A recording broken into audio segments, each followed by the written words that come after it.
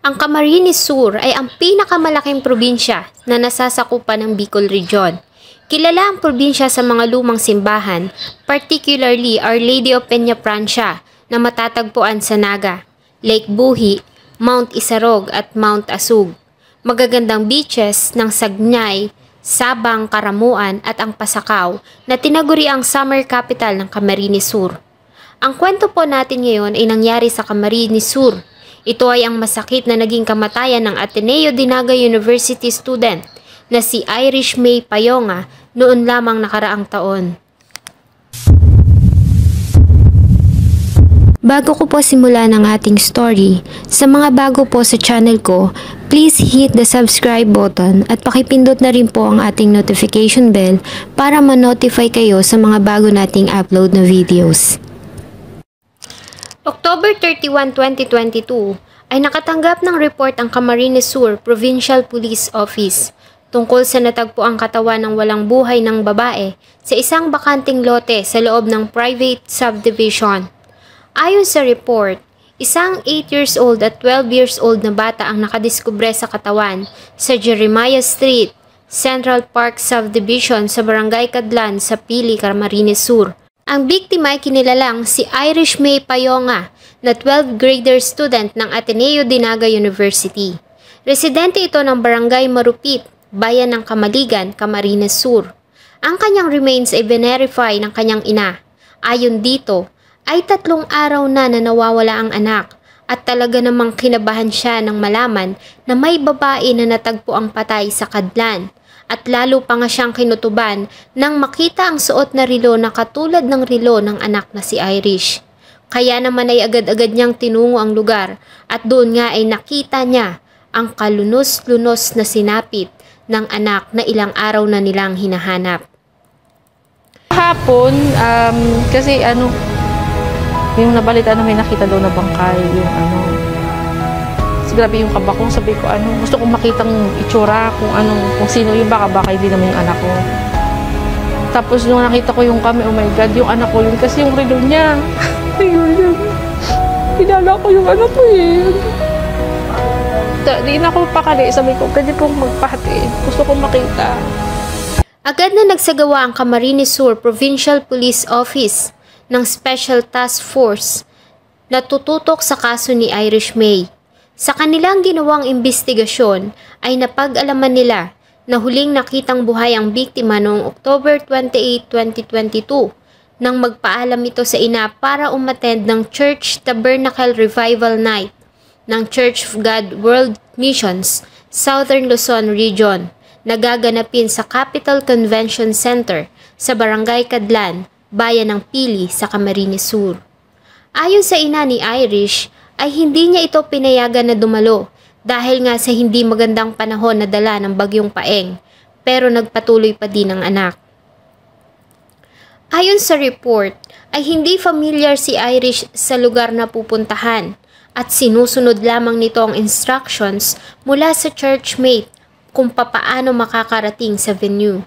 Bago umalis ay nagawa pa ng dalaga na magpadala ng message sa ina kung saan ay sinabi nito na alas 8 na siya ng gabi uuwi at magpapahatid umano siya sa kanyang uncle sa bahay. At around 5:44 ng hapon ay isang pang text message ang ipinadala nito sa kanyang kaibigan kung saan ay sinabi nito na siya ay nasa bus terminal sa Central Bus Station sa Naga City at pupunta siya sa Pili para umattend ng church activity. Mula dito ay napag-alaman nila na sumakay si Irish May ng bus number 1082 ng JC Liner at umalis ito ng Naga ng 5:44 ng hapon. Mula dito ay sinunsun ng kapulisan ng daan na tinahak ng bus at sa posibleng lugar na binabaan ng biktima.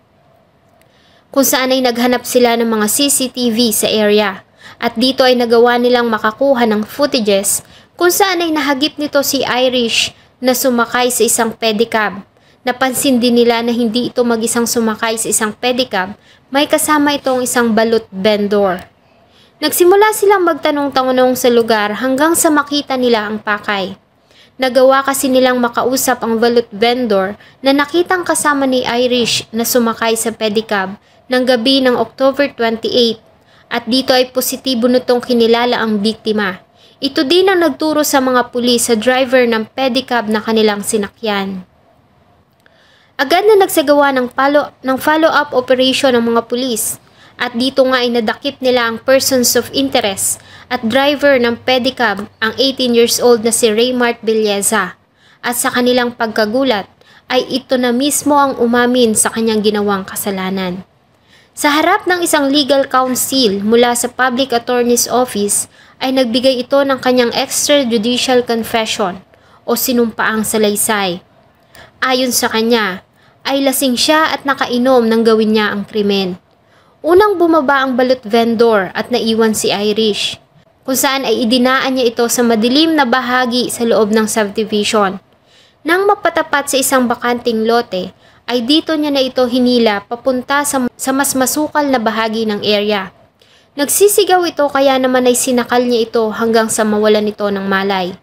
At dito niya na ito ginawa ng masama. Nang matapos ay kumuha siya ng mga sako na may lamang lupa na siyang ipinatong niya sa katawan ng biktima para itago ito. Kinuha niya din ang mga gamit ng biktima at itinapon sa labas ng subdivision, 400 meters ang layo mula sa crime scene. Ang mga ito ay sinurrender ng ilang residente sa lugar. Ang denim jacket, pares ng sapatos at pulang sling bag ay siyang mga huling suot ni Irish May bago siya mawala. Maliban dito, ay may nakita pa silang kuha ng CCTV kung saan ay nakita nila na ilang beses na nagpaikot-ikot ang pedicab na minamaneho ng suspect malapit sa crime scene. Nagawa din nilang matrace ang kinaroroonan ng cellphone ni Irish sa isang cellphone repair shop.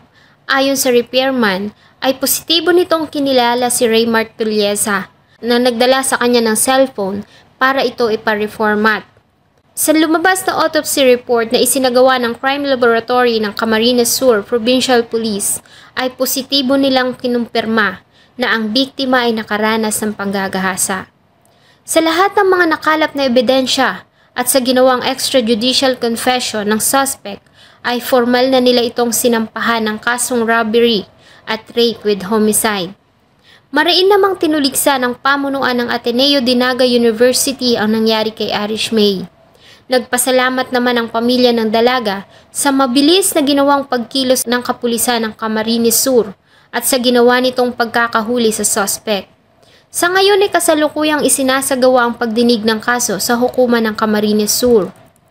Ayon sa ina ni Irish, ay isa itong mabait na bata, may sipag mag-aral at hindi lakwatsera. Tanging school, bahay at simbahan lamang ang mga lugar na pinupuntahan nito. Hindi rin ito natutulog sa ibang bahay dahil sa metikuloso ito sa mga gamit sa pagtulog. Kung sinunod kaya ni Irish ang pagtanggi ng kanyang ina sa kanyang lakad, ay iba siguro ang kanyang naging kapalaran. Parang nagpapaalam siya sa akin, aalis na ako. So, kasi hindi ko siya pinayagan umalis that time kasi may bagyo. And yung sitwasyon, may bagyo, suspended yung klase. Kaya, nag-insist kasi siyang, atin naman ako kasi kasama magpapatid naman ako sa tito ko. Yun.